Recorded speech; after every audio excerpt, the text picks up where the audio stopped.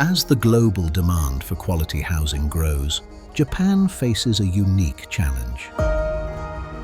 An aging and decreasing population has resulted in 10 million houses sitting empty, abandoned, and at risk of demolition.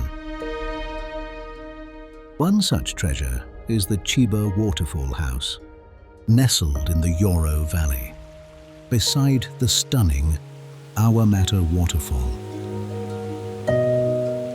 Abandoned for decades, this forgotten retreat has a new chance of life, thanks to a young Swedish developer with a passion for traditional Japanese buildings. Now, the challenge is on to carefully transform and restore the waterfall house into a vibrant destination for eco-conscious travelers. But working in this area of natural beauty requires machines that are quiet, compact, and powerful, while being precise and fuel efficient to create the lowest possible impact. Perhaps above all, it requires vision, sensitivity, and respect for the environment. When I first saw this old abandoned Japanese house right next to Awamata Waterfalls, I knew I had to bring it back to life. You could feel the power of nature just by being here.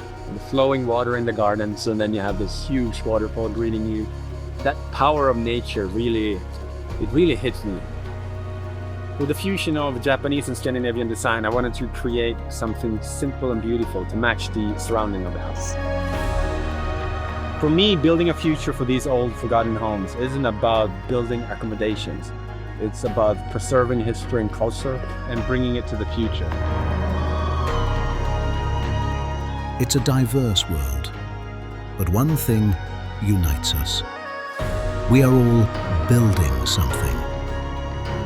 For some, it's a vision, reviving and rebuilding the past to create a more sustainable future.